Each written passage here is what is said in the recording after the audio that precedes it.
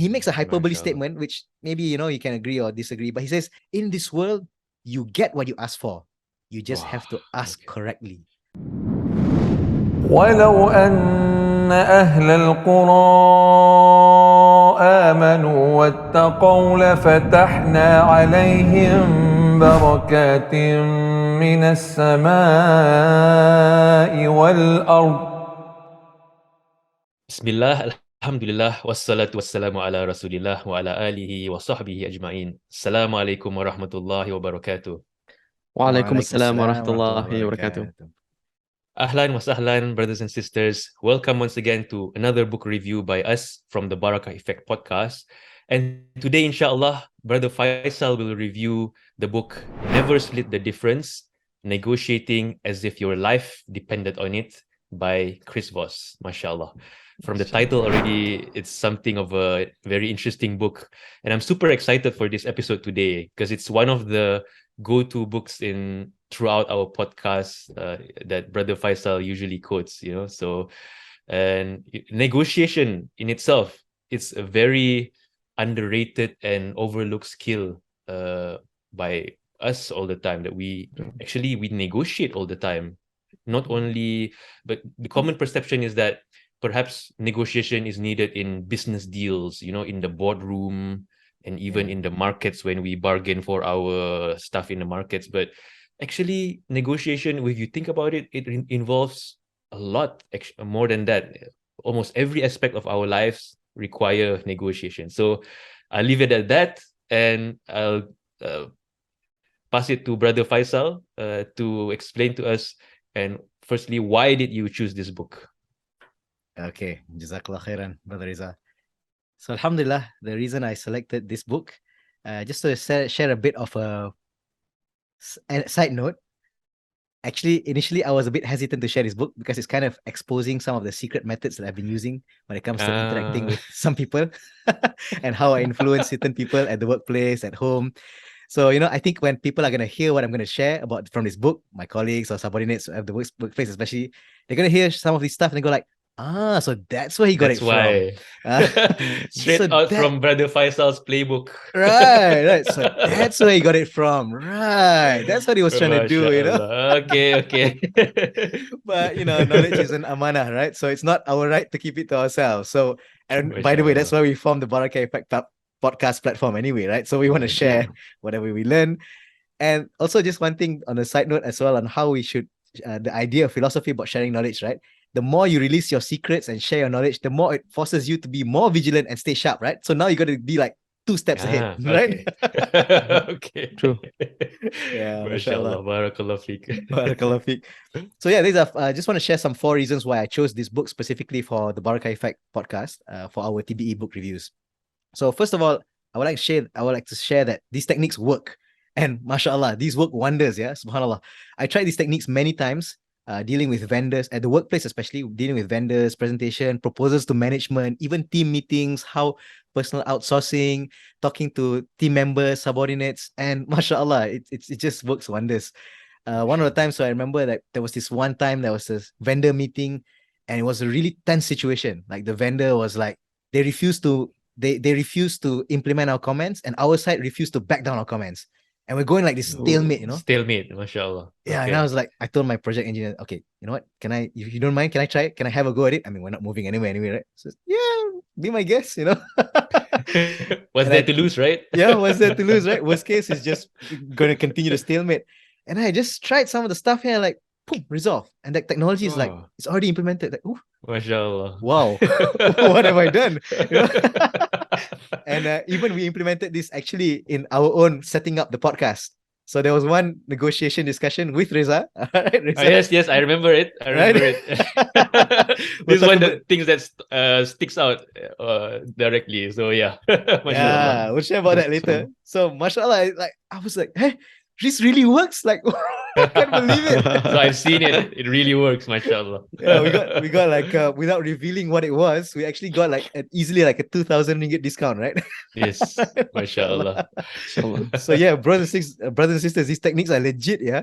And subhanallah, like the author says, some of the techniques here are so good, they almost seems like you're doing a Jedi mind trick. I mean, whoa, Jedi, right? A book that teaches you to become a Okay. Jedi. I mean, need I say more, right? How cool is that?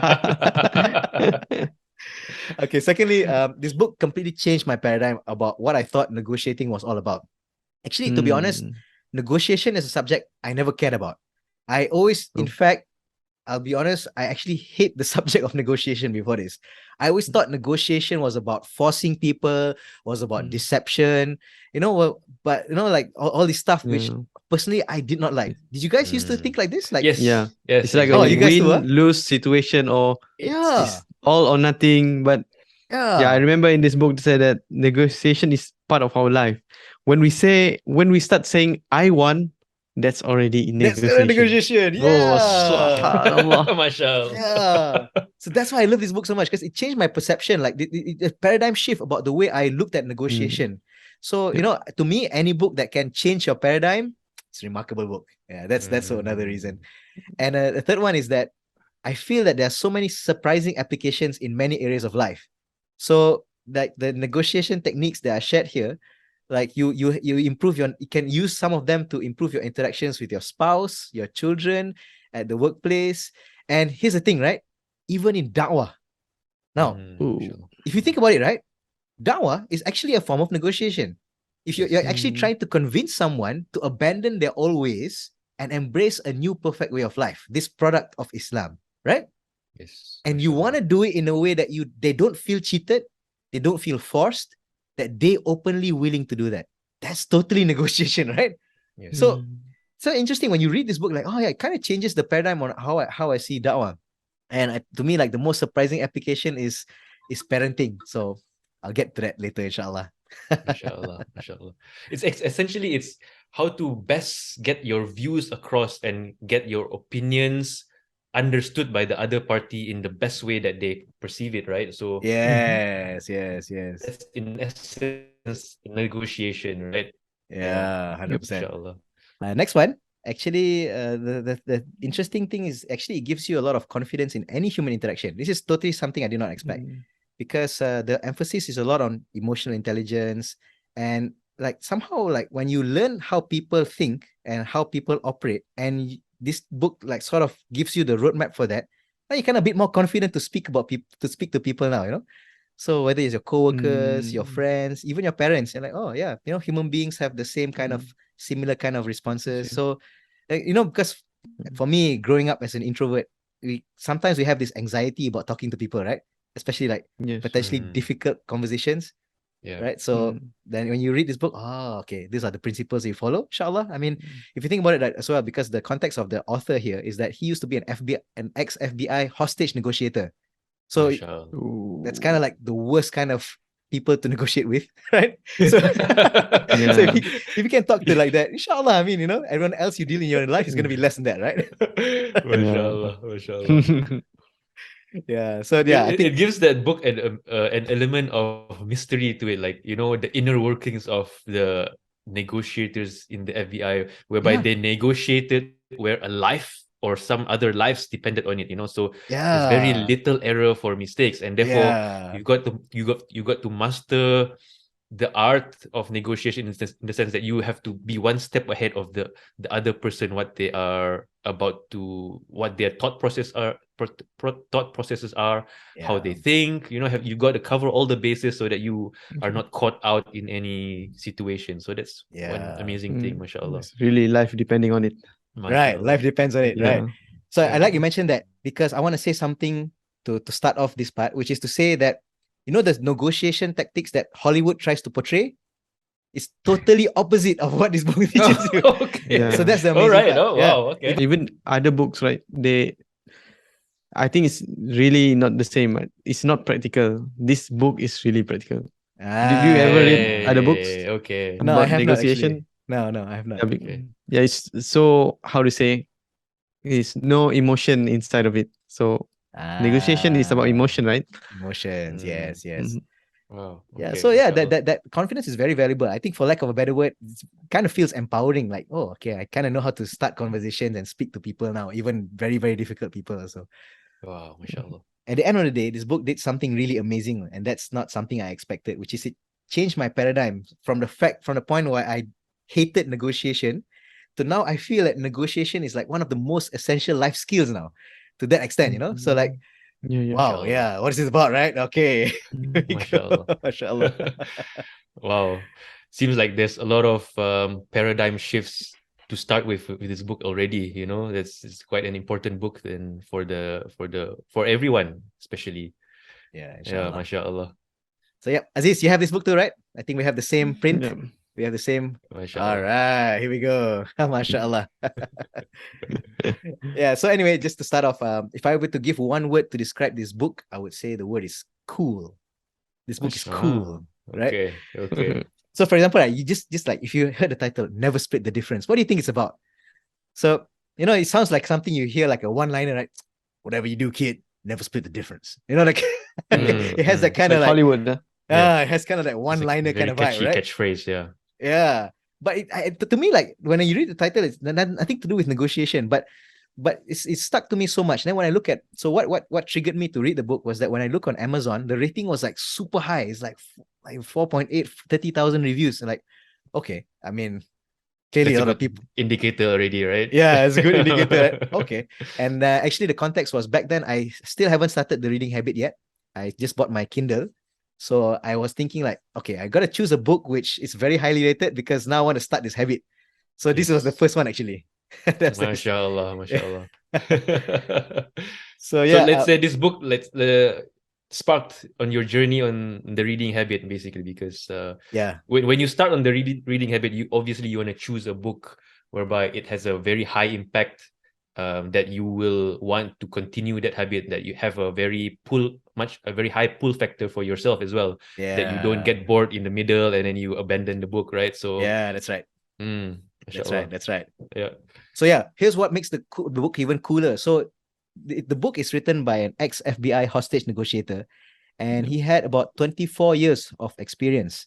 So he's negotiated with terrorists, with hostage takers, with very, very difficult situations. And so this is about his first-hand experience in negotiating with terrorists, right? So that's pretty cool, right? Wow, So mashallah. in fact, actually, it's interesting that he talks about how the typical negotiation techniques don't actually work, and he tells you why. And in fact, what I like about it also, he tells like what Reza is saying, right? The inner workings of how the FBI used to approach hostage negotiations and how in the past it used to be wrong. I find that very valuable. It's like, yeah, you want to Okay, learn from okay. mistakes, right? Okay, so they did learn from mistakes. So they didn't Yep. really like get it right the first time. Yes, correct. It's not like Okay, that everything's cast in stone, like this is the manual, khalas, bismillah. Okay, So actually, yeah, after some, in fact, there were some failures, there were some because of the mistakes that they made. There's some lives lost. Some people were actually killed because of failed negotiations, and like, okay, we got to rethink ourselves now. So I think that's very valuable. I think any book which kind of takes you through that journey, like it feels very exciting to discover that, right? Mashallah. Yes. Yeah. It's like we are in the story. Oh, Yeah, that's right. When, You when feel we part read of it, wow, yeah. Okay, Yeah. mashallah. Yeah, which I want to comment a bit about the writing style as well. That it's not like an instructional book per se. There are some instructions and tell you how, but he always interjects this with like storytellings about his experience, the theory, and how he used to think about it, and how he used to negotiate with bank robbers, hostage takers, terrorists. So it kind of feels like a conversation, no? So he's talking about that, and then suddenly he talks about the theory behind it. Then he talks about goes back to the conversation, and then suddenly talks about his experience with his son sometimes, and then suddenly goes back to the story again. It's like, wow, it's like having a conversation, wow. Yeah. Okay. So he's a good storyteller. I mean, Oh yeah, yeah. For Yeah, a lot very of good. these type of Swan. books, perhaps sometimes it can be very dry. They Exactly. say Yeah. the practical steps, and then the stories, and it can be very dry. But he Yes. presents it in a nice way. Yeah. Very nice way. Yes. So you feel like you're hanging out with him. You feel like you're hanging out with the FBI hostage negotiator. Mashallah. Yeah. So actually, to be honest, I've read this. I think this is the third time reading it now. Almost finished now.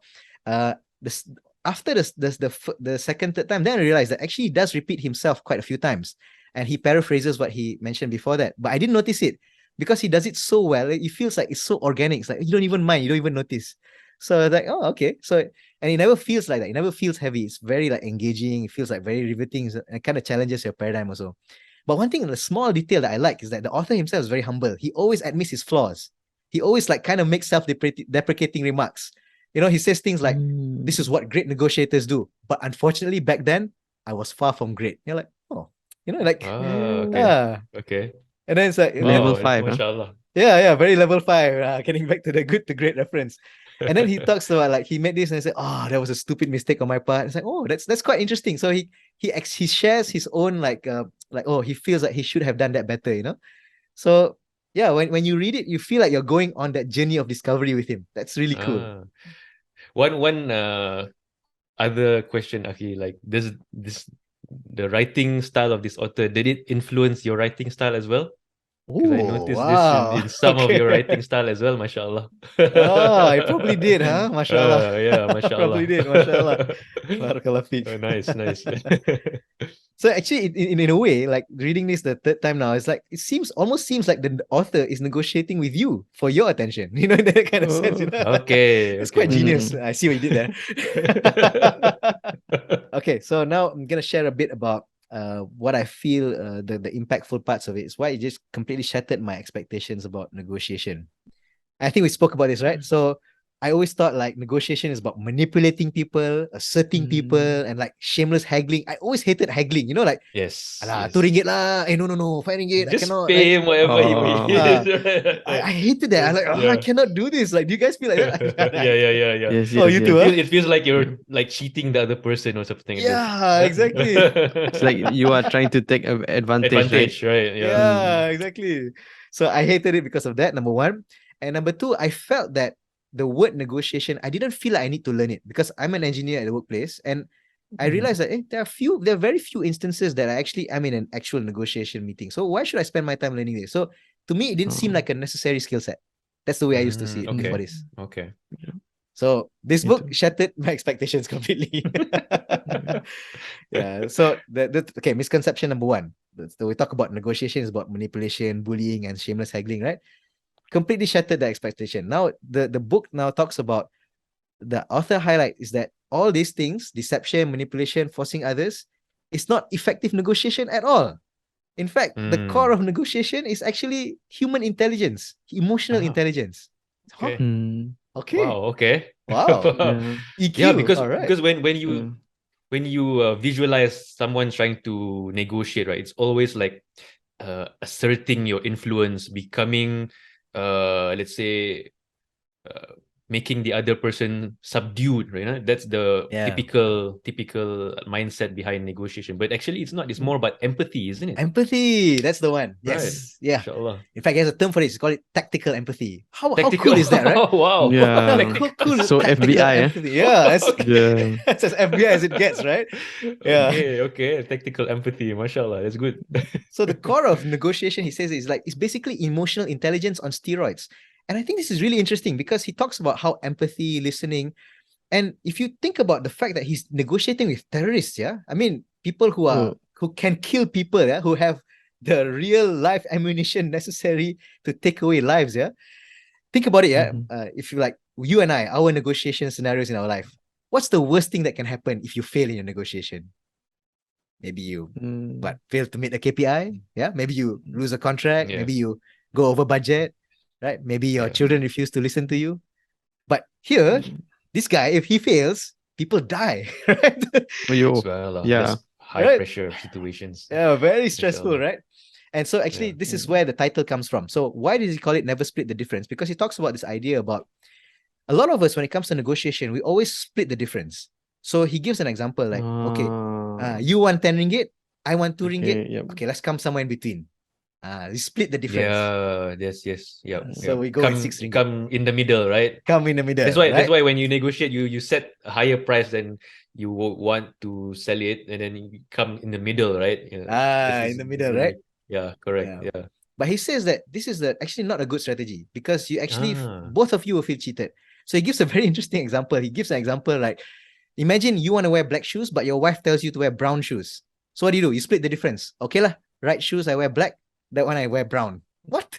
Like, does that make sense? So that's a splitting the difference. So he says, for example, like the hostage negotiation, right? The guy got 4 hostages. What are you gonna do? Okay, let's split down the middle. You kill 2 lah, I take 2, I save 2. Okay or not? Like what? No, it doesn't work. It doesn't work, right? Yeah. And another thing that comes to mind now, just this morning, as I was thinking about it, right? This is very common. When you want to name your children, right? So you want to name your son something, but your wife has another name. So what do? You put both Oh. names inside, right? So you call him this, I call him this, right? And then the meaning is different. And then the meaning is different, right? Yeah. So that just crossed my mind this morning. That's another example. But yeah, I mean, coming back to the point, yeah, this is not completely not what I expected, right? So talking about like it's not, that's not forcing your opinions. It's about like it's about really influencing people for them to openly, willingly do it. So I think that's really nice. And one thing really nice, I heard an interview about this book, right? He says that surprisingly, so the interviewer was asking Chris Voss, is asking like, so how do you deal with like these aggressive hostage negotiators and all these things, right? And he says, you know what? What I learned was that sometimes business negotiation, especially with procurement, tends to be more aggressive than negotiations with hostage takers. Like, what? Oh, okay. It's like, what? I cannot brain that. So yeah, that's quite an interesting side point lah. Okay, mashallah. So the second misconception is like we don't need negotiation, right? So yeah, actually, it's not. So it turns out that negotiation, what the author emphasizes is that every time you want to influence somebody to change their behavior, to change their perception, to adopt something, that is his definition of negotiation. So when you start expanding in that way, right? Like getting people to do things for us, convincing them to change their minds, suddenly you start to expand. Hey, wow, like everything turns out to be a negotiation, especially parenting. That's the thing that kind of shattered my expectations. So I tried, and by the way, just like this, one of the benefits I got from this, right? So I tried to apply these techniques a lot with my son. He's now 4 years old. Okay. Yeah. So I use this technique like when convincing him to take a bath, eat his meals, brush his teeth, clean up his toys, and it works wonders, man. Mashallah. And Mashallah. and you know, you think about it, right? That's essentially what parenting is about, isn't it? It's like, how do you influence your children to doing something for them to willingly cooperate without them feeling cheated? That's what you kind of want to achieve, right? Without them feeling resentment and all this, right? That's important. For the relationship, right? Mashallah. So that's how through negotiation. And you know, there are several times where I tried these techniques, and my wife is like, "How did you do that?" I watch a lot of Star Wars. A lot of Jedi mind tricks, huh? Yeah, I mean, can you imagine, right? Talking to a 4-year-old boy, right? How difficult that can be, right? So sometimes she tries to talk him to doing something, and then it's back and forth power struggle. I don't want, you should do, you must do it. And I thought, okay, do you mind? Like I just talked to him. After 1 minute sitting down, and then she's like, huh? How did you do that? So it frustrates her sometimes, and she goes, and sometimes she makes the wrong conclusions. She goes like, oh, he only listens to you, doesn't want to listen to me. Oh, no. It's nothing to do with me or you. It's about the techniques, my friend. You need technique, my friend. So yeah, that's basically like how I've seen some applications of this. Mashallah. Did you get your wife to read it too? Not yet. I have to summarize it to her somehow. Okay. This is part of the convincing the wife to read it. Yeah, that's right. I'll give you an example. Just very recent example. I posted about this quite recently. We were cleaning up our house, right? The house was a bit stacked. So my wife wanted to tell my son, is like, can we give away your old clothes that you're not wearing anymore? And so he had this one Lego shirt. He loves it so much. He used to wear it since he was an infant. And my wife said, come, let's give this away. I said, no, I want to keep it. And then my wife said, no, but it's too small. We don't need it anymore. And I said, no, but I want it. And then but you're a big boy now. But no, you're a big boy. So this kept going back and forth. So I was like, all right, it's okay. Say, can I talk to him? I said, okay. So now, I mean, at this point, you're kind of like tempted to flex your muscles. Like, listen to me. I am your father. You must, you must give this away, right? Yeah. So I thought, okay, it's okay. Let's use some techniques, right? So it gives you a chance to try it. Give it a shot, right? So I said, hey, Muawiyah, so you like that Lego baju, do you? And he gives like, he gives that very angry nod, yeah. And I said, yeah, I like it too. It's really nice, right? You know what? Try to wear it. I want to see you wear it. And then he keeps quiet for a while. And I was like, come on, no, Muawiyah, just take out your clothes. Since you wear the Lego one, I want to see you wear it because I like it too. It's nice. And he keeps quiet and he starts smiling now. And then I can tell from his head, he's like, okay, it is too small. It is a ridiculous kind of request, right? And it's like, Muawiyah, why don't you want to wear it? Is it too small? He says, yep. You can't fit it anymore? No. okay, so what do you want to do? If we keep that shirt now, it's gonna take up space in our closet. We can't buy new shirts. Do you wanna keep it now, or do you want to give it away? And he's like, give lah. And my wife was like, huh? How did you do that? Oh, So yeah, I mean, wow. this It's just one like taking him on a journey to realize it himself. right, MashaAllah. right. Hopefully in 10 years time Muawiyah doesn't see this clip and knows why the reason why the Lego shirt. Oh man, it's so funny you mentioned that. Yeah, some of the techniques I like. One of the techniques, like I'm gonna jump a bit. So one of the techniques is like so amazing. You mentioned that one of the techniques is like, instead of you saying no, there's a way of saying no, which is like, you say, how am I supposed to do that? So when you say, how am I supposed to do that, you're indirectly saying no, right? But you're not saying no. So when you say no to kids, they get kind of frustrated, right? But when you say, how am I supposed to do that? So they start thinking now, you start engaging their thought, and you Okay. show some respect to them. So now Yeah. they're like, okay, thinking. And I use this all the time with him, by the way. So he's like, Abba, I want ice cream. So I said, but like I'll come up with something like I'll come up with something along the way, like, oh, but where are we gonna find the money? Some stuff like that. Yeah. I've done this so much that he's actually now a real genuine problem solver now. So that day he wanted to buy a Lego set. It's like, but where's Abba gonna find the money? And then he said something. He said, Abba, go to Tabung Haji. What? Where did he learn Wow. that? That is amazing. And I laughed out loud on the spot. And by the way, just for context, Tabung Haji is, for those non-Malaysians out there, Tabung Haji is the financial institution where we deposit money and then we go for Hajj through that funds, right? So yeah. apparently throughout the months, he's been observing that we open an account for his his sister, right? We deposit money and then we tell him, oh yeah, this is to keep money for her so she goes for Hajj. So he got the idea now. Wow. So like when you start doing the how am I supposed to do that, it's like, yeah, you can basically this. I'm like, whoa, this he guy's connected the dots, connected the dots. Wow, this guy's a problem solver, man. So I was like, yes, I got somewhere, but this guy got me cornered, man. He's one step ahead. He's one step. MashaAllah. So I thought, wow, That's amazing, Aki. Yeah, MashaAllah. it's so cool, right? MashaAllah. So let's say, applying these techniques not only, especially for parenting, Yep. it doesn't only develop that relationship with your child in the sense that it's a very good relationship in the way that it shows that to the child that you really respect their opinions and there's a conversation going there and there's a relationship going there rather than straight off no, right? Yeah. Which a lot of us perhaps feel like doing in normal circumstances. And number two, as well, it develops their cognitive habits, also their negotiating habits as well. Negotiation. yes. Like, oh, he used it back on me. Like, MashaAllah, that's amazing, Aki. That's amazing. Actually, interesting you said that. I just remembered something in the book that even the author himself, because he teaches this stuff, right? He's done a masterclass, like Aziz is saying. But sometimes when he's used these techniques on him, he also doesn't realize it. Oh. It's like people can take him on a ride. It's like, ew. And then suddenly his son was like, he's laughing at him. He's like, Dad, basically he took you on a ride. He applied these mirroring techniques. It's like, oh yeah. I didn't see that. So yeah, these techniques are legit because actually sometimes, there's a side note, like people think like some of these techniques, it feels really awkward when you read about it. Huh? Can this really work? But right. He tells you in the book, let me tell you a secret. Most of the time, people don't even notice.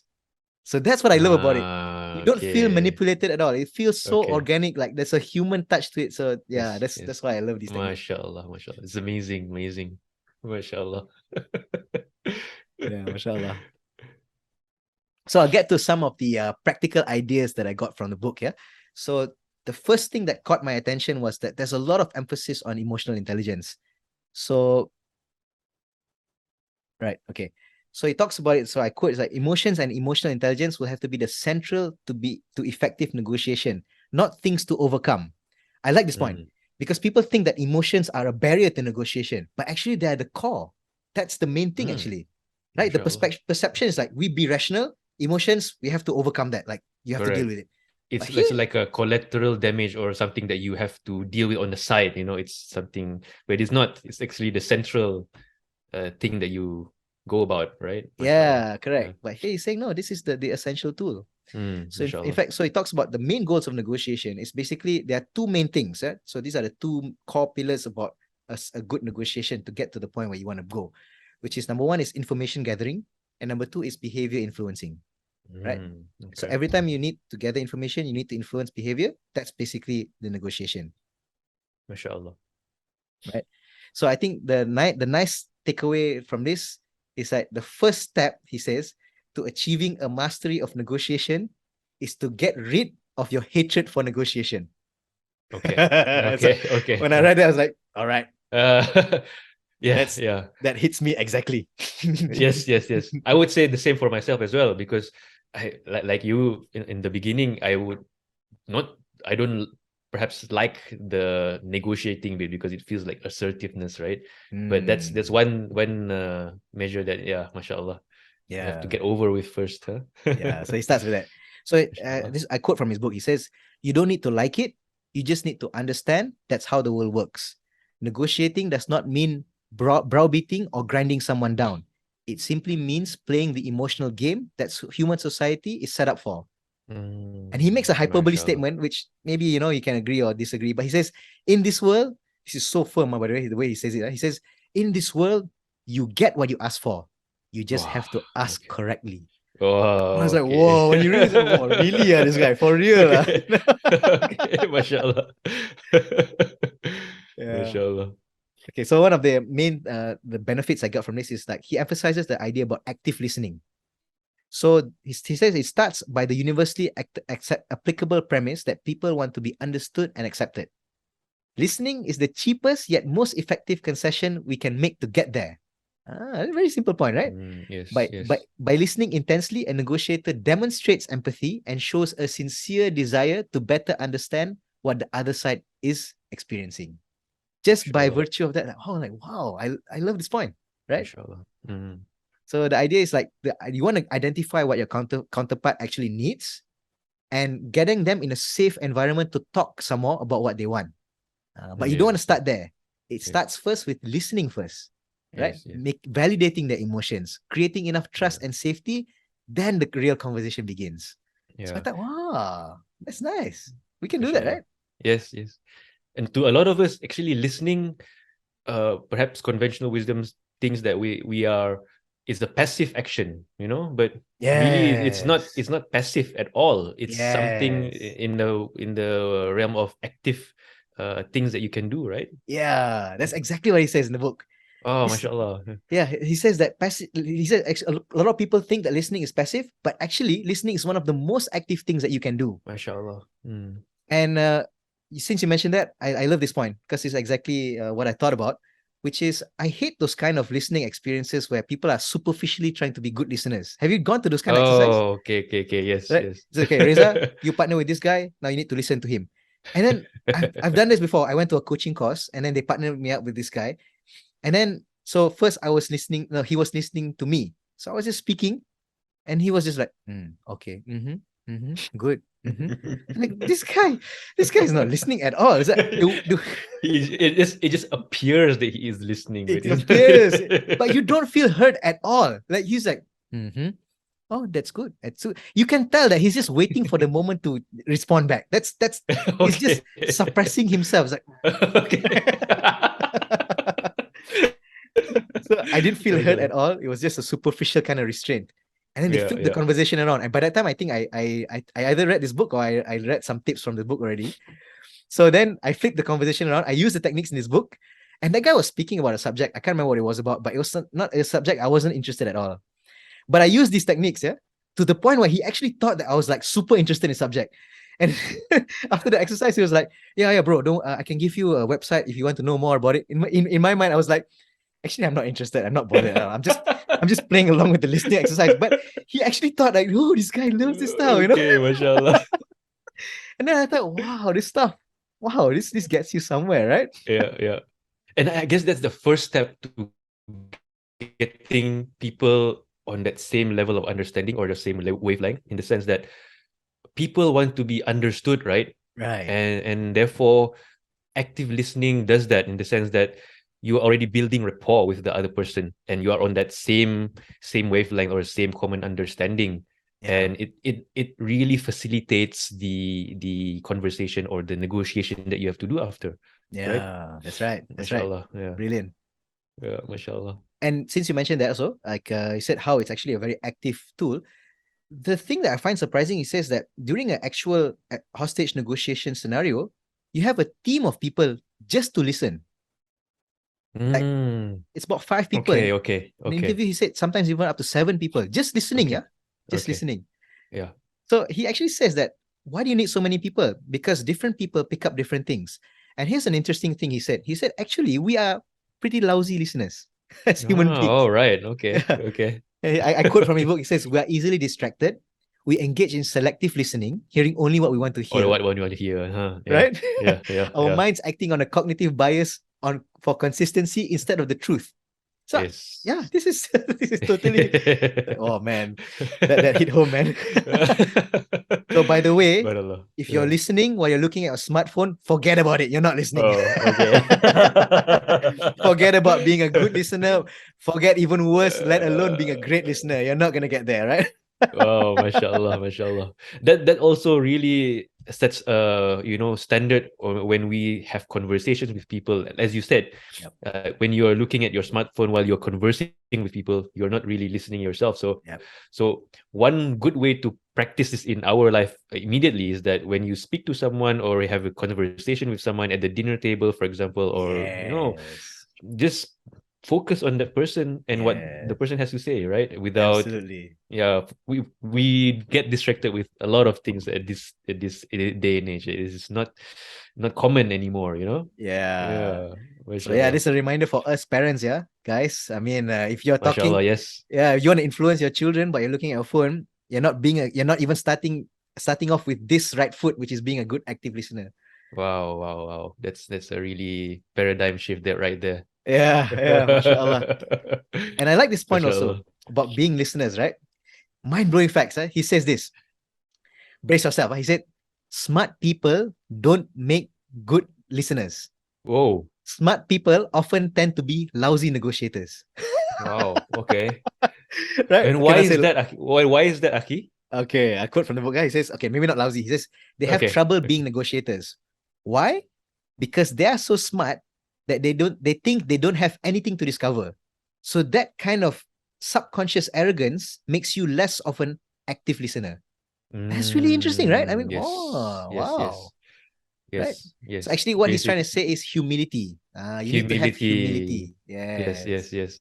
Basically, in the sense that, okay, perhaps you know a lot about the subject or you're an expert on that subject, but you still need to make time and make room for listening to what others have to say without already having your conclusions before they open their mouths. Yes. A lot of us, perhaps when we are very well versed with a particular subject and we already know from A to Z and we don't need your other opinions, so therefore I'm listening but I'm not really listening. Right?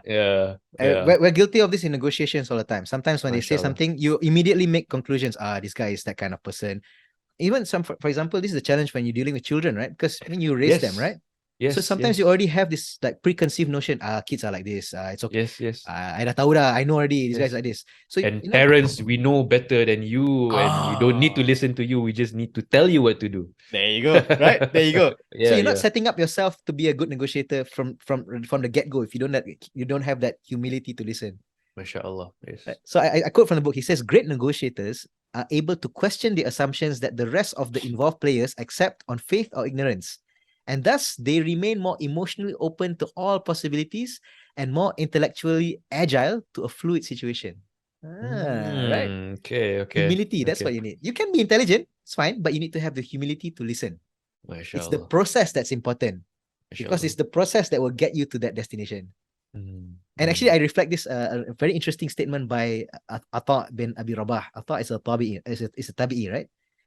Yes, correct. Yeah. So I love this statement. He says, a young man came to him once, and he says, and then that young man started lecturing him about a topic which actually he already knows about. So what does he know? What does he do? He kept silent and listened, being fully attentive.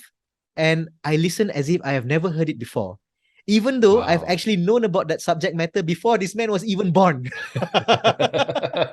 But I love this point. It shows like he actually implemented this. Our righteous predecessors of the past already implement this kind of techniques, Mashallah. That's empathy and listening, active listening right there. Right, In a yeah. nutshell, mashallah. And by the way, who's an example in Islam who was a good listener?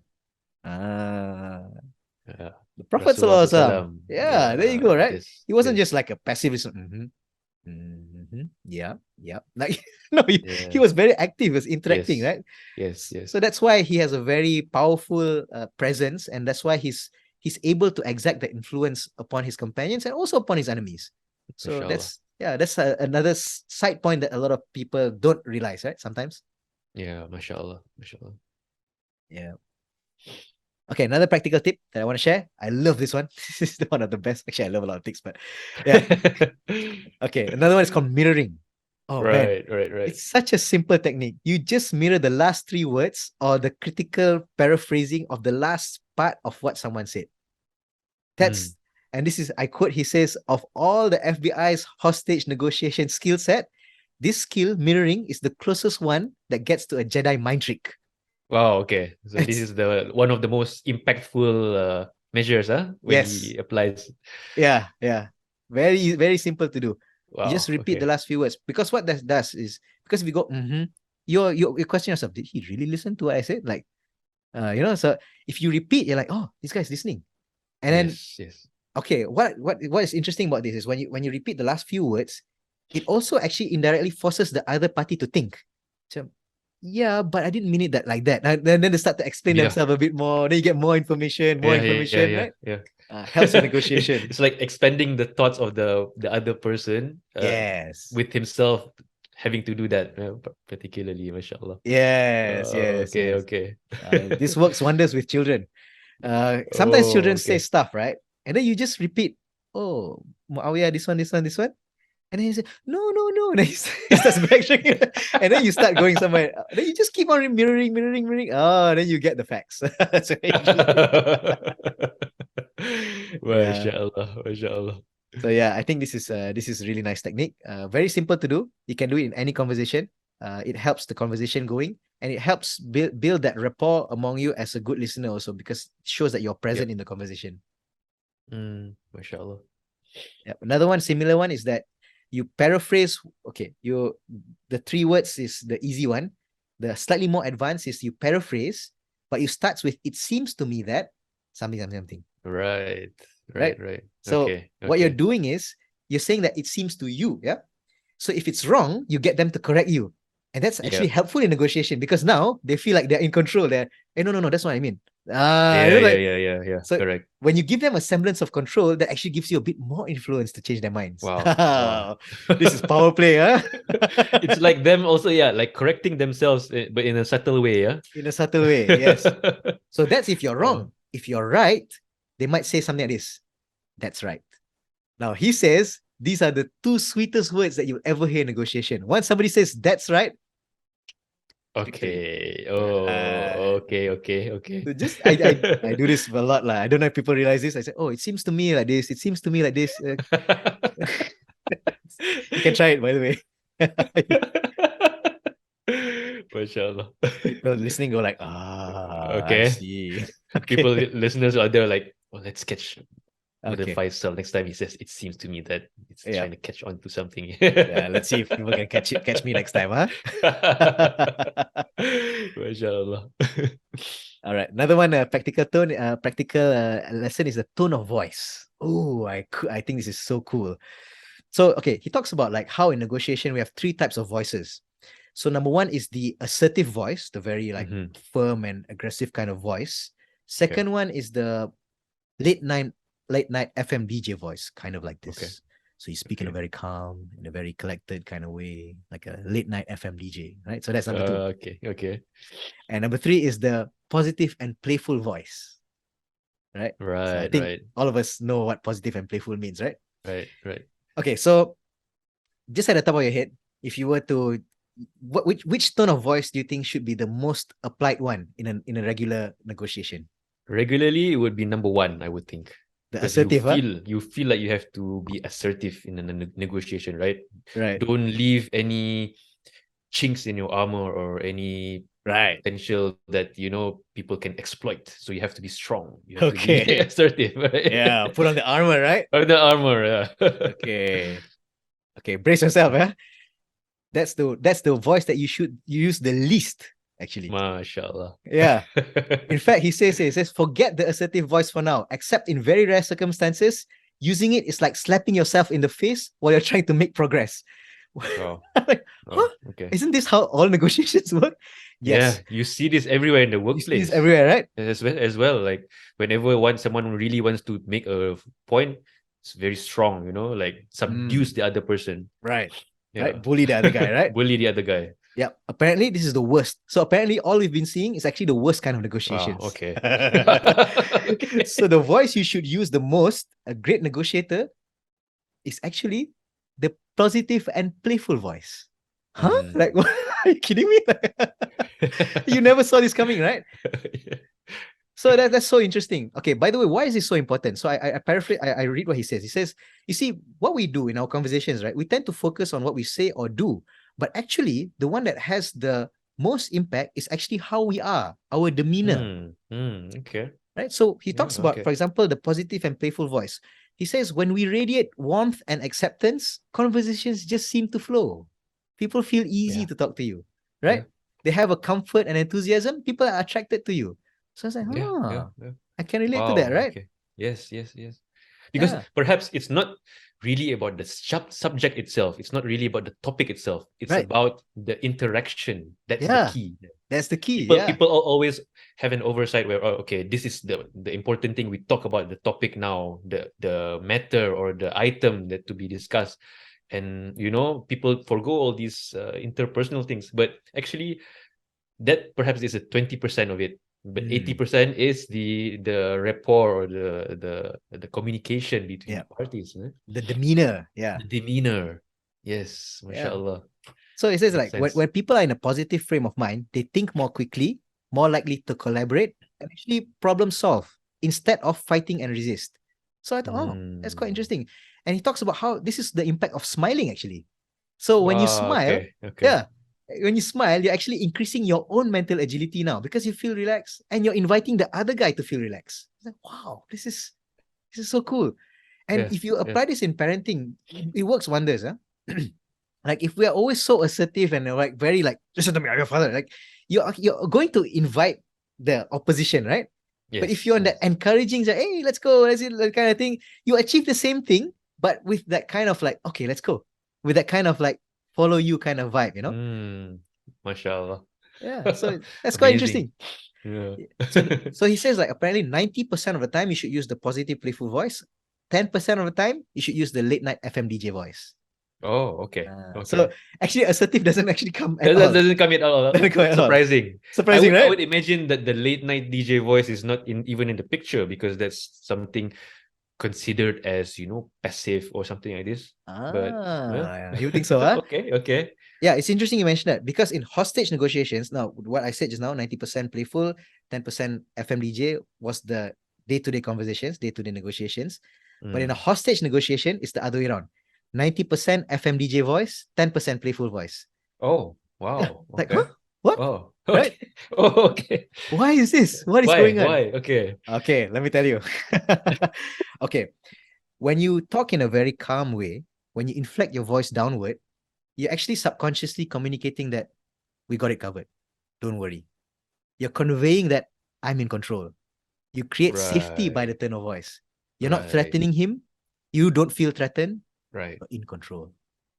That's the power of a late night FM DJ. So diffusing the tense situation more so. Yes. I mean, if you think about the psychology, right, Riza, like have you like ever been angry at someone and he's like just calm and he just remains calm and you're like, you keep pounding him and he's like calm. Eventually you're like, you calm yourself down as well. Yeah, I'm being so irrational. What's wrong with me? Right? Yes, correct. So that's why dealing with hostage, this is the best. Because they're like, this guy. Okay. Yeah. Cool, right? You never saw this coming, right? Okay. Mashallah. So coming back to I mean, so in normal times, in terms of negotiation, that's playful and warmth is the go-to principle, but in a That's right. let's say in a tense negotiation, it's a different perspective. It's a different But never the assertive perspective. Yeah, assertive almost never works. Yeah, mashallah. And there's a reason behind this, which I Okay. find very fascinating. The reason behind this is because most of the time, anger is not productive. That's what he says in the book. Anger actually makes you True. more emotional, and you're going to induce more emotion, and you either that, and people are going to get defensive, and you're not going to get your viewpoint across. True. And even if they do, they're going to do it out of feeling scammed. Right. So, I mean, that's quite interesting. Correct. Yeah. Mashallah. And most of the time, it's like yeah, the because playful it's voice. a emotion where it invites a lot of friction, right? For assertiveness or Yes. anger, it's friction, and then you it's not productive, as you said. It doesn't solve a problem. It's just you might feel good about it, releasing your anger, Yes. but then it doesn't solve much problems, so yeah. that's why in the sunnah is not good to be angry, right? Yeah, exactly. Now you reflected with the sunnah, right? taghdab. Yeah. La taghdab, right? Don't get angry, right? The Prophet ﷺ said, right? La taghdab. Yes. Yeah, mashallah. And he also said that the important hadith is like, this the strong person is not the one who overcomes person by wrestling with his physical strength, but the truly strong person is the one who controls himself while he is angry. So you might get angry, but you control yourself. Use the late night FM DJ voice. That's interesting. Reflected with this book, right? The context of that hadith, right? Yes. SubhanAllah. It's mashallah. This is amazing that the measures in the sunnah already that Rasulullah narrated to us. This is already timeless principles that people are discovering nowadays with trial and error at like the FBI now. Mashallah, this is amazing. Talking about positive and playful voice, right? I mean, what's the default manner which the Prophet ﷺ conducted himself with the companions? Yes, exactly. Smiling, right? Exactly that. Smiling, optimism, right? Smiling. Right? Yes, even the companion, for example, Abdullah bin Harith, he said, I've never seen anyone more in a habit of smiling than the Messenger of Allah sallallahu alaihi wasallam. Like the one who smiled the most of all people he met, right? And even like this one companion called Jarir, he said, the Prophet sallallahu alaihi wasallam never refused to admit me since I embraced Islam. And whenever he saw me, every time he saw me, he would smile at me. Imagine, this is the kind of thing that he remembers that. So, wow, this was his default demeanor, right? He was always having this cheerful, playful demeanor. He sees children on the streets, he will play with them, use positive, encouraging words with his companions, And by the way, it's so interesting to note that this was his day-to-day conduct. This is not just in negotiation mode, because this book talks about negotiation, right? So it's not like you just flip the switch when you're in negotiation mode. This is his demeanor every day. So this is inherent principles in life. Yeah. And it's amazing. Wow, mashallah. So actually that's I recall also a hadith that Anas mentioned that Rasulullah, he stayed with Rasulullah for about 10 years and Rasulullah never said a bad word about him, become harsh to him. Yes. This is also an exemplification of that in parenting and treating the children, right? Yeah. Amazing. You know what? Since you mentioned that hadith, right? I remember when I read this hadith last time, I was like, how is this humanly possible? Like, how do you 10 years never scold a child? This is mushkila. Like, now my 4-year-old child, can I go 1 week without this? This is really 10 years. You can't digest it, right? It's amazing. Huh? But when you read this book, I guess it's about techniques. All this time, the techniques we use, which is not so great. And the irony is, these techniques are already taught by the Prophet ﷺ. We just have to digest it in a way that, mashallah, amazing. Mashallah. Amazing, man. Like, this is basically the embodiment of Islam, how we should treat our children, our peers, our spouses. This is already there in Islam, and it's all being uncovered, let's say, now. But it's always been there. It's just that we fail to connect the dots, perhaps. Yeah. Mashallah. Amazing. Huh? So just tone of voice alone is such an amazing takeaway from the book, actually. Mashallah. So another one is another skill is like how am I supposed to do that? We talked about that, like the art of saying no without saying no. So the idea here is that when you say, how am I supposed to do that? It triggers them to think, to actually help you solve the problem. So here, for example, in the book, he says an example like, okay, give me $15 million. I want it tomorrow or not. I'm going to kill these 4 hostages. You just put your FM DJ voice and like, how am I supposed to do that? And then you just pause. And then they Get will them come up to with, explore their own rationale. Huh? yeah. So this is the where he learned this. He learned this like he was looking at how this there's one story, very funny story. This drug dealer was having a war with this drug dealer, and then this drug dealer, let's say drug dealer A, kidnapped drug dealer B's girlfriend. That's what happened. And then he gave a ransom. Yeah.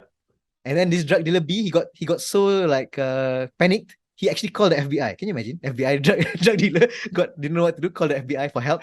And then Okay. and then the Chris Voss was like observing the conversation. And then they were like, hey man, you gotta give me this money or else I'm gonna kill your girl. And then the drug dealer B was like, hey yo dog, how am I supposed to know she's still alive? And then drug dealer A went silent for like 10 seconds. He's like, you know what, dog? I'll put her on the phone, man. And then Chris Voss was like, whoa, this is like jackpot. Somehow this guy got this guy to solve his problem instead of demanding, hey, go put my girlfriend on the phone, prove to me that she's alive. But he got him to think now, how am I supposed to know that she's still alive? Okay. So basically that's a right. variation of how am I supposed to do that? You get them thinking now. Mashallah. Get them thinking, how am I supposed to do that? How am I supposed to do that? And when you do that, you give them a chance like, hey, basically you do this. So now they get to prove their superiority because they solve your problem. It feels like they are, having the control of the situation, whereas actually they are giving the control to you as well, like the party, right? It's wow, it's amazing. Yeah. So this is so cool. Every time you get stuck somewhere, this is the technique that you don't want to try and use. So for example, have you, Reza, have you gone to a management presentation where they give you some ridiculous deadline? Reza, I want this. Yes. So say, boss, I need this, I need 4 weeks. Reza, I give you 2. Yes. Our knee-jerk reaction, all the time, huh? Okay. Just yesterday, by the way. Perhaps that's their negotiation tactic to, get as much as fast as they can, but something like that. But yeah, something like that. Yeah. Okay. Now our knee-jerk reaction is gonna. I cannot do that. Like like that's impossible. We get defensive and so on, right? Yes, correct. But if you employ this technique, you're gonna go like, how am I supposed to do that? And then suddenly they will realize that their request is unreasonable. Yeah, and then they negotiate with themselves. Yeah, and then you can start the scenario planning now. For example, sometimes what they'll do is, hey, you're the expert. You tell me lah. Sometimes you get that kind of response, right? Yeah. And so yeah, well, based on my limited expertise, it takes 4 weeks. So how am I supposed to do it in 2 weeks? Yeah. You figure it out now. No, I mean, how? Like, yes. Can you? I mean, I love to learn how. I mean, if I can put it on my resume I can complete in 2 weeks. Alhamdulillah, I'm so happy. Yeah. Show me how. You're sort of like putting them on the spot now. Yep. But you have to do it. Tone of voice again, huh? Tone of voice. Playful, right? Like how? I mean, how? I tak tahu lah. I tried to look up all the experts, and this is the best that our experts can come up with. How? Help me out here. Right? Talking about this gets me excited, right? Like, yeah. I'm gonna try this next time. Yeah. You get a ridiculous deadline. Yeah. Try. See whether you can get somewhere. But yeah, tone of voice, the way your mannerisms, put all these techniques together. Mashallah. Okay, another one. This is also mind-blowing. I when I read this, I was like, wow, this is just gold. Okay, so here's an interesting point. So in negotiation, right, you eventually want the party to say yes. That's the idea, right? You want them to accept, right? But here's the thing. The author breaks down. Actually, there are 3 types of yes. Okay. One is the counterfeit yes. In Malay, we call it mengelat punya yes. You know what mengelat? Okay. Right? Just say yes for the sake of getting it out of the way, but you don't really mean it. You don't really mean it. Just getting to shut up, right? Yeah. So that's the counterfeit yes. Okay. One is the acknowledgement yes, which is it can just be a conversation like yes, but it doesn't mean that you agree, right? All right. The other one is a commitment yes. That's the real yes you want to get. But here's the problem. Day-to-day conversations is difficult to tell, right? Which yes they're referring to, right? Yeah, that's it's right. the same word, right? So yes.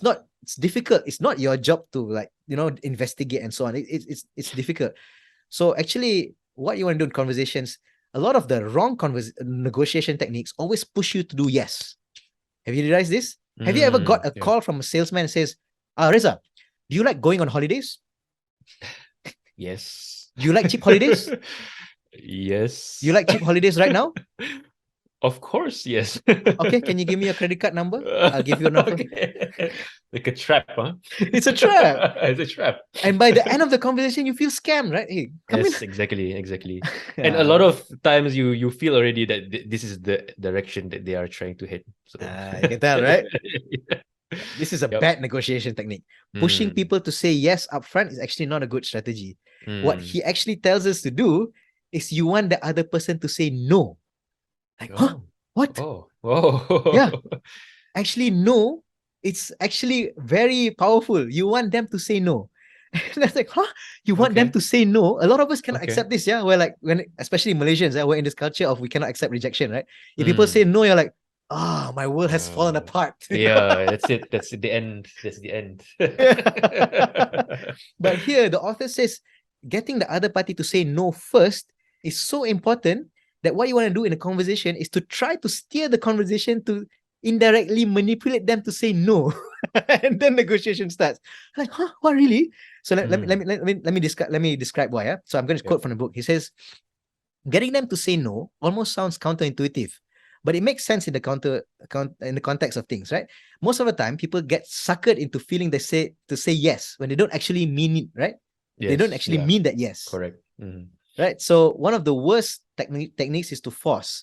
But what you want to do is you want to actually start to say no, because when the other person starts saying no, like when you, for example, as a person, you say no, it gives you that empowering feeling that you're in control.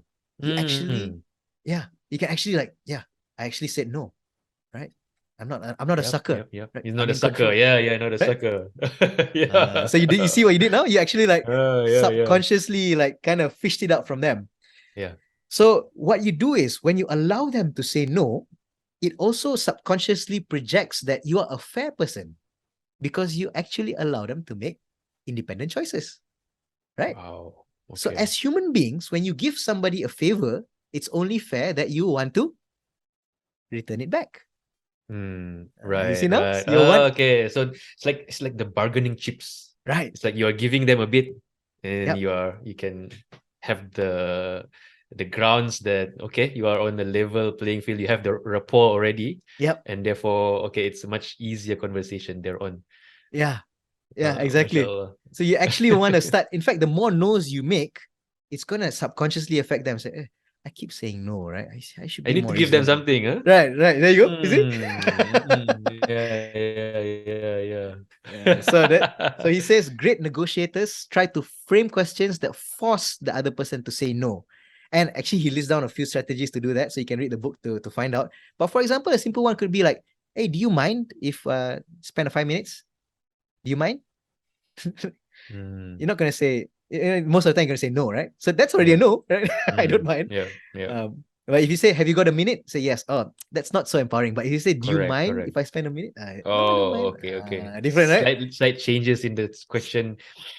Yeah, mashallah. Yeah. Got that, mashallah. Very subtle, right? You don't realize this, Subtle, by the way. subtle. If you do this, yeah. Mashallah. And have you heard this TED talk about what I learned from 100 Days of Rejection? Have you heard about that talk before? It's from this guy from China. Not necessarily. It's hilarious. Like this guy, basically he wanted to train himself to get used to rejection. So he went on a 100-day spree.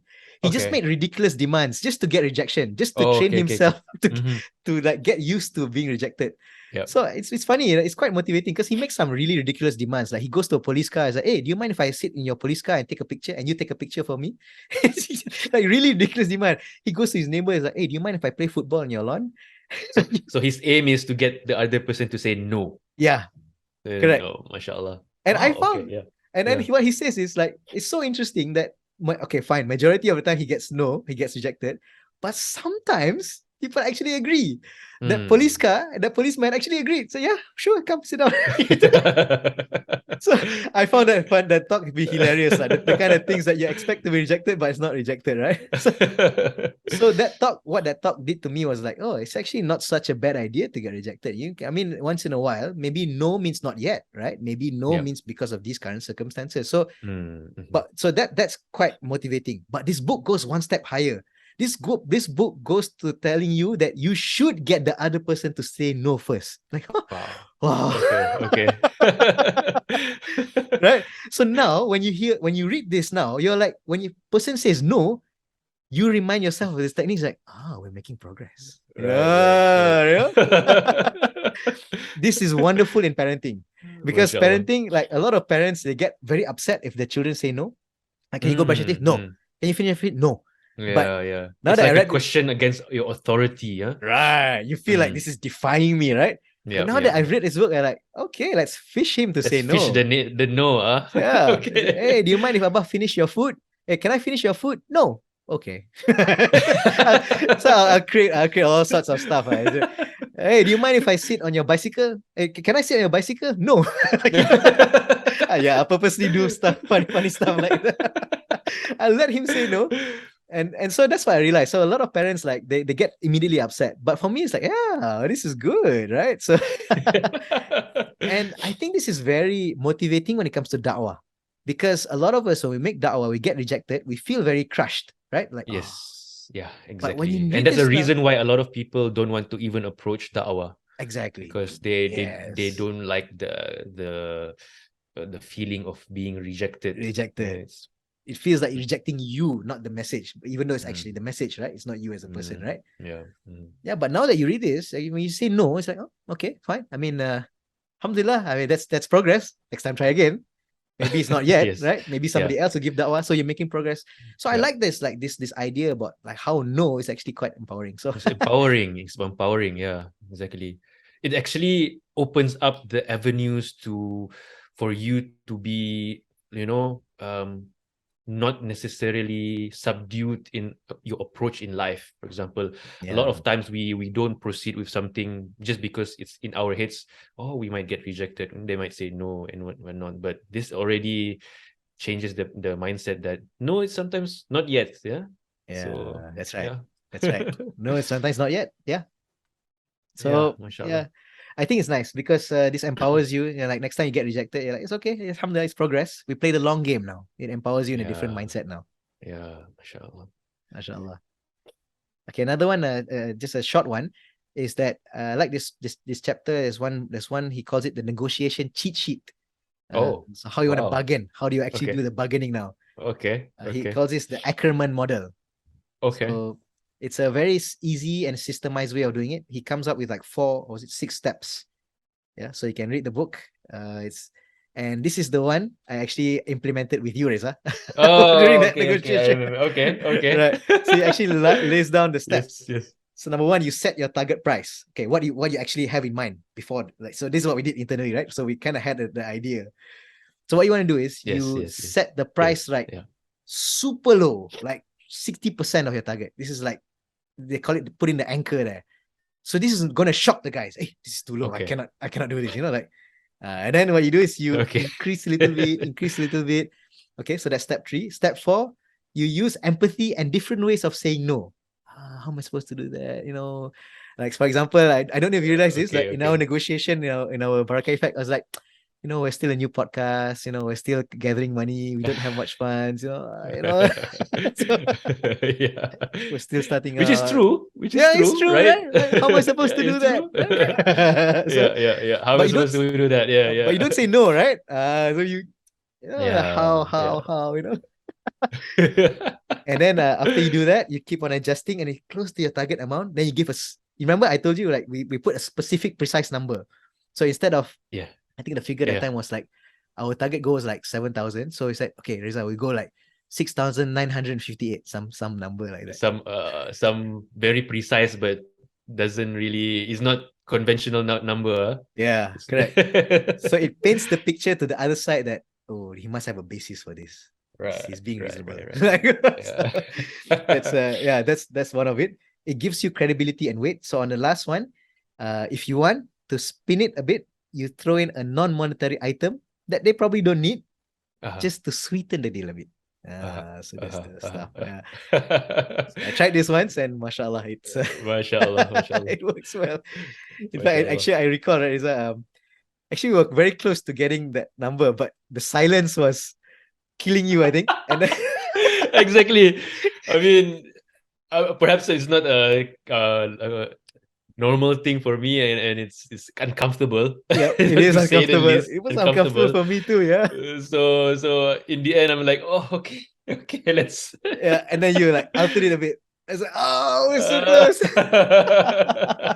But it's okay. I mean, we still did a lot of savings, but Mashallah, mashallah. It's amazing. yeah. So yeah, it helps a Yeah. lot, mashallah. Yeah, mashallah. Yeah, so I've seen it in practice, and it really is something, mashallah. And I bet when you hear it, like, are you sure? Like, are you this guy for real? Yeah. Mashallah. Mashallah. All right. Another interesting one is he emphasizes, he's called it the black swan. So interesting. The idea about black swan he writes about is that, okay, what color do you typically expect a swan to be? White, right? Typical, right? So nobody expects to see a black swan, but so what happened is there's a I think there's a journalist who suddenly accidentally discovered this black swan. He's like, wow, this is like mind-blowing revelation. I never expected it to be this way. So he talks about how in negotiations we have this thing called black swan, things that you don't expect, but they're actually resulting in the influence of the decision of the negotiation. Okay. So yeah. there are a lot of things, and so this comes back to the idea about active listening. So things are sometimes not what they seem. Sometimes people seem to reject certain offers which are so obviously good for them, and there's a black swan behind why. Right. Okay. So your job as a negotiator is to keep on talking until you reveal that black swan. So I've applied this once, and this really worked wonders now. So there was one negotiation meeting with our partner back then. We did a technical proposal for them, and it was actually, to us, it was like a no-brainer. They will get the profits, a lot of profits. We will get the profits also. And the project cost was actually relatively low. So it's like, I mean, yeah, we should thought be an easy negotiation, right? Easy. We thought they would eat it up, but somehow they kept refusing, and they were giving all sorts of very strange reasons, and and then I thought, this doesn't make sense. I was talking to my teammate, like, this doesn't make any sense. And then I kept on and then we kept emphasizing, oh, but the value of this, and they kept on repeating, so yes, we understand the value of this. You said it, we get it, but this one still did not make sense to me. And then I told my friend, I was like, there's something else here. There's something else that we don't know, and if we keep on this conversation like this, we're not gonna get there. So we're gonna have to start talking a different way now. Yeah. So then we had a series of discussions, formal, offline, informal, and then along the way, we made some significant discoveries. So what happened is we just discovered that there's another ongoing project, which is not our project, not the proposal, but that project, which was also from our same company guys, our partners were not happy about that project. So what happened is that project, somehow those people made a decision that sidelined the partners. Okay. So they felt like they were scammed. So that's the black swan. They are worried that we will scam them again. I see. Okay. So what do you do? Mashallah. In the next negotiation meeting, we alluded to it. He says, I can't remember how I phrased it, but something like, we don't want certain things to happen in that way because we want to make things fair for you. Okay. And as a partner, your input is important for us. Yeah. And maybe there are some situations in the past where we've not been so reasonable. So sometimes you just flush it out, like the negative stuff. Yeah, flush it out. So the author says this. Sometimes he finds that when you're in a tough spot, tight spot, you got into like this personal debate. He says, you know what, guys? I'm sorry. I'm an he used a swear word, like he says, I'm an a-hole. He says like that. so people are like, hey, no. So immediately you're gonna diffuse the situation. So that's what we did. So we've been unreasonable. No. I mean, we can see where you're coming from. And, then suddenly, we got somewhere. And then we actually got the project to be approved. So mashallah. Wow. So it's like uncovering what's behind, that in reality they cannot say that because of course you're the they won't mention that because it's to do with your flaws, although it's another section of the company as well. So Yeah, it's not exactly. easy for them. It's not easy Yeah, for them. it's So not they easy for start them. creating excuses for the side, but Yes. something's not right, as you mentioned. Correct. So The black swan right there. Black That's the Swan. one. Okay, right. So since we Mashallah. uncovered it, it was actually silence for a while. I'm like kind of shortcutting the story. So it was silence for a while, and so I think what was going on in their head is like, oh, wow, they figured it out. like so that's what eventually led us to get some progress. And this Mashallah. actually, just to relate a very similar story, like in parenting, this happened to my son. So what happened is when he was about 4 years old, we got him a pair of kittens. And I noticed that he loved cats. This guy, he's always like hugging them, kissing them, he's lying down with them. So what we'll do is that we'll always release the kittens to play, and then at night we'll put them inside the cage. Right? That's typically what we'll do. So one time, suddenly, he refused to let the kittens go, even in the day. And like what's going on? Suddenly, right? And then mother got a bit annoyed lah. And Muawiyah, open the cage. The kids are supposed to go out and play. And then he was like, keep on refusing.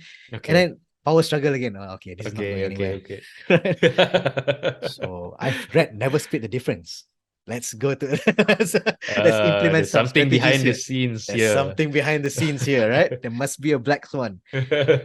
So then I remembered not too long before that, our cat actually crossed the road near our house, and he almost got hit by a car. So when that incident happened, our son didn't respond. He just looked at it, but he actually affected him.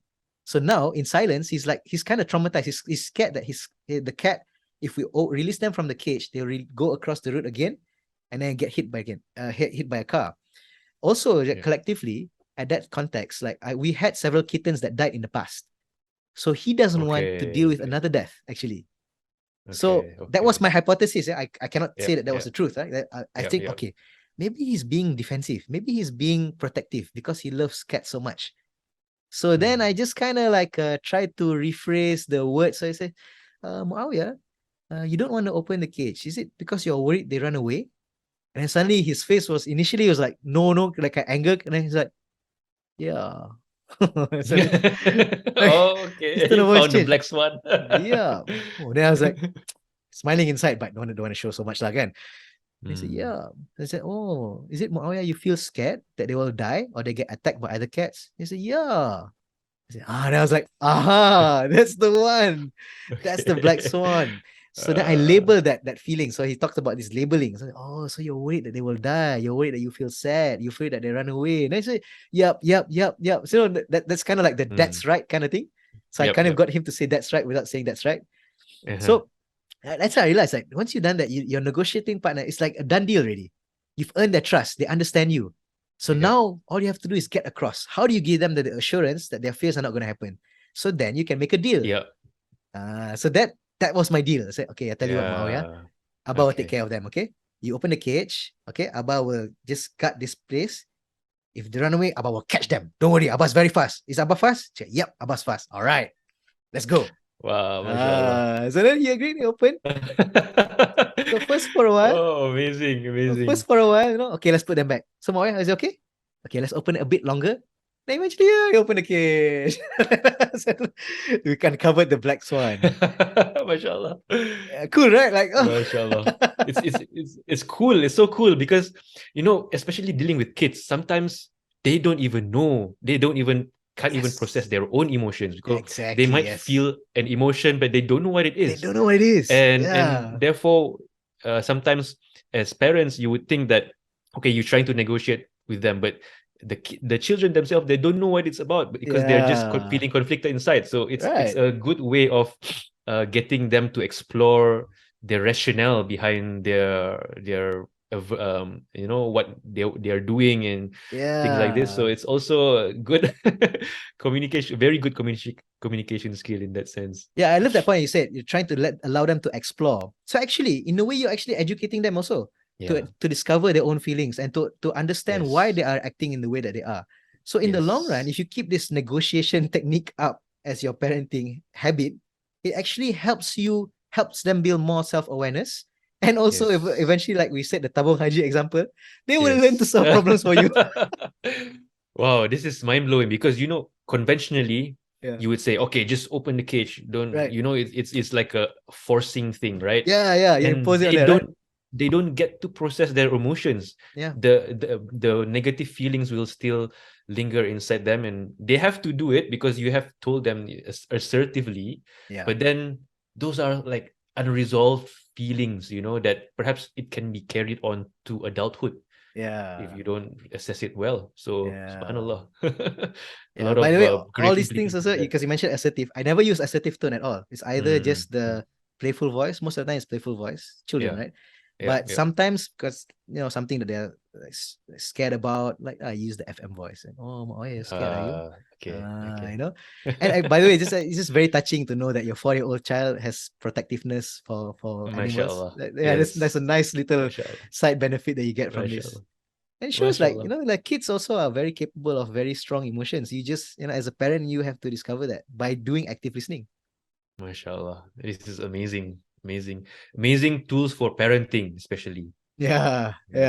You can call this, I would say this is also a parenting book. if I may. If you can, actually, in a way, you can actually.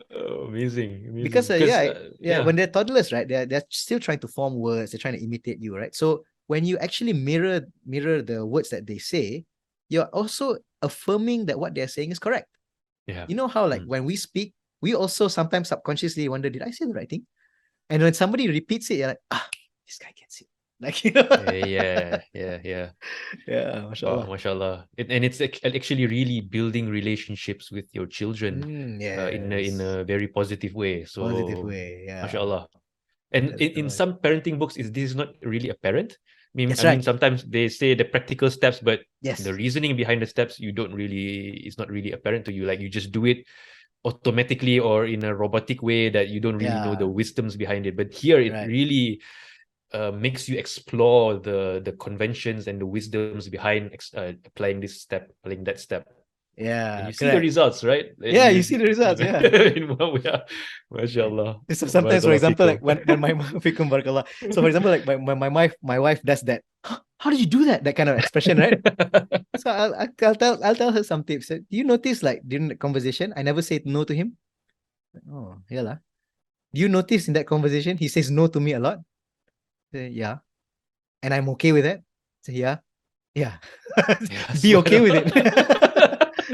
and to the conventional like the typical person out there, like, oh, that child is bullying his parent, Yeah, this is not exactly. right. This is not good. This is not Yeah. But actually there's a higher inner workings behind there, Yeah, that's right. There's a long game behind it. It long sounds game. like, what is this rebel, right? He's no guy, right? Yeah, like the parents is so lacks assertiveness lah. He's not being stern enough on his child. Discipline the child, right? Discipline, like, this is what's wrong with today's parenting. I know, right? MashaAllah. And just like, for example, you want to avoid saying no, for example, like sometimes kids will say wrong things, right? Yeah. And you just I see. You're not agreeing or not not disagreeing. Like, I see. Okay. You think so? Yeah. Oh, you're not agreeing or disagreeing. Like. Well, MashaAllah. And then sometimes like paraphrasing what they say also helps build their vocab.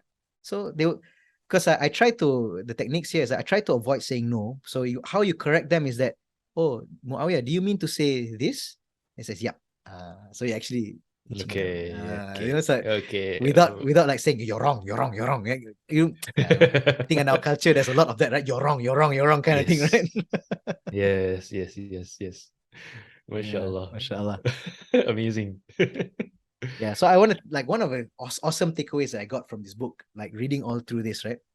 So one of the things that I picked up was that what is the one most important ability or characteristics of a negotiator? When you put all these things together, right? I don't know if you've read what I wrote, but can you guess what's that? Or do you already know? You already know? In a way. Okay. Yeah. So basically the opposite of let's say bullying. The opposite of having things go your way all at once, you know, and My way or the highway, my way right? or the highway. Yeah. Right, Yeah. right. MashaAllah. Yeah, so I want to ask the listeners out there, like, what do you guys think is the most important ability or trait or characteristic or akhlaq characteristic of a negotiator? Yeah, perhaps let's pause it there and let them think for a few seconds Right. What is it? and get through this exercise with us. Yeah. What is that one most important ability of negotiation? Okay. Okay, here we go. So brace yourself. To me, the great takeaway was that one of the most important characteristics as a negotiator is sabr, patience. Huh? What? MashaAllah. Why? Like, why? How? Right? Like, okay, so here's why. So you're talking about empathies now, right? Empathy, you need to listen, right? You need to listen non-judgmentally, especially when they come with ridiculous demands. Children also come up with ridiculous demands, even though the context of this is like hostage negotiation, like millions of dollars and all these things, right? Sometimes children also come up with stuff, you know. But your challenge is to have the sabr to listen without giving judgment, without attacking, without raising your voice, you know, suppressing your emotions. So that's another aspect of sabr. You need to remain calm, right? Sometimes the other part will say stuff that will just disgust you, annoy you, right? How are you going to make the FM DJ voice without sabr? How are you going to be the playful voice without sabr, right? Ain't no way you're going to do that without sabr. No way, right? No way. Sabr is the first step. Then you get to the FM voice, right? Yes. Right? Another one, right? This is very difficult for me. I'm still trying to train myself. You need the sabr to be comfortable with silence. Ooh. Say This is something. very difficult. Let them think, right? Ooh. You already give up. Being comfortable with the uncomfortable silence. Ooh, so difficult, right? Oh, yes. This feels so awkward. I need to break the tension with a silly joke or something, right? Like I did in that negotiation. Yeah, right? You You can't feel like, stand it anymore. yeah, I can tell. Oh, this guy. Yeah, this is so difficult. Yeah, so when you say something, just relax. Just let them think about it. They're processing it. Let them have it. So that's another aspect of sabr. Another one is like the no thing. Yeah, this is how I spoke about, right? When they say no, just have the sabr to say, yeah, it's good. No, it's good. Right? And then basically hold the fort. Like when you start making some really like high demands, just restrain yourself. Oh, this is tough, right? This is tough. Right? So now, amazing, right? Like the key trait of negotiation is sabr. And here's the best part. From a Muslim perspective, you can develop sabr. That's the best part, right? The Prophet ﷺ says, وَمَنْ يَتَصَبَّرْ يُصَبِّرْهُ اللَّهُ. Whoever tries to be patient, whoever pretends to be patient, Allah will make him patient. Right? MashaAllah. And the Prophet also said in the same hadith that nobody is given a greater blessing greater than patience. And sabr has so many benefits. And amazingly, the benefits of sabr is being a good negotiator. Like, huh? Who would have thought this, right? It's so amazing, right? MashaAllah. Amazing. All you have to do is just practice. Keep trying to implement patience. In fact, in the beginning phases, you might even have to pretend to be patient. But if you do that for the sake of Allah, eventually you will have sabr. So yeah, that's the amazing takeaway from this. MashaAllah. Amazing. Wow. And amazingly, you can always tie it back to our deen. Yeah, that's right. Right. Yeah. This is the inherent characteristic of the Muslim, that we always have to be sabr. And this is a direct representation of why you should be sabr. These are the wisdoms of why you need to be practice patience. Yeah, the real world wisdom benefits, real world wisdoms. Yes, which we don't see immediately, right? Yeah, mashallah. Mashallah. Yeah, so that's it from me. I think it took a bit more time, inshallah. MashaAllah, I really enjoyed the different facets and aspects from the book and the conversations, and a lot of the paradigm shifts that are not really apparent to us. And when we think about negotiations, this is really a mindset shift, in the sense that it really flips the switch on what negotiation really is. Yeah. So it's less about assertiveness, more about empathy and connection and building rapport, and and really it's if you think about it, it's really having a good embodying a good character, and we can tie a lot of these values a lot back to our deen. So this is very amazing to me. Akhlaq, basically, right? Akhlaq, having very good akhlaq makes you a good negotiator. This is Yeah. one really good takeaway point. Yeah. Which is Yeah. quite like mind-blowing if you think about it. Everyone, disbelievers who actually sit down and spend time with the Prophet ﷺ will be attracted to him in some way. And when you're attracted and like, okay, sets you up to listen now better. So I Yeah. think it's interesting, like if you implement some of these techniques as a da'i, because a lot of the times we are kind of mystified by the idea that I don't have enough knowledge to give da'wah, right? But actually we have basic knowledge that we can deliver. We don't Correct. have to be like Zakir Naik level, like Correct. very, very technical Correct. knowledge, advanced and memorize scripture here and there. Correct. Building connection starts first. Yes. Yeah. Yeah. MashaAllah. MashaAllah. So with this book and the measures of this book, there's a lot of practical tools that we can instantly make our lives and our relationships so much better. And I love the paradigm shift about parenting before. You know, this is mind-blowing to me in the sense that it's like almost like a manual or a cheat code on how to it is. deal with your child in the best way, that you have a good relationship with them while negotiating with them in a nice way, and also, as we mentioned, developing their cognitive skills, developing their Cognitive skills. empathy. Yeah. This is so amazing to me. So mashallah, jazakumullah khairan for bringing up this book for the review. And I think from this session alone, I myself have gained a lot of benefit, and we hope that the listeners out there also get a lot of benefit and grab this book, apply these steps with the intention of becoming better in our lives, of also getting closer to our deen, because it all ties back to core values of our deen. So this is what's amazing behind this book. So mashallah, thank you so much, Aki. This is the long-awaited review that we have been waiting for, at least for me. And finally, I was not in the least disappointed with any of the content. So mashallah, jazakallah khairan. Alhamdulillah. Allahumma barik. Jazakallah khairan. Mashallah. Alhamdulillah. So with that, we close the book review, inshallah. Subhanakallahumma wa bihamdik. Ashhadu an la ilaha illa anta astaghfiruka wa atubu ilaik. Assalamualaikum warahmatullahi wabarakatuh. Waalaikumsalam warahmatullahi wabarakatuh.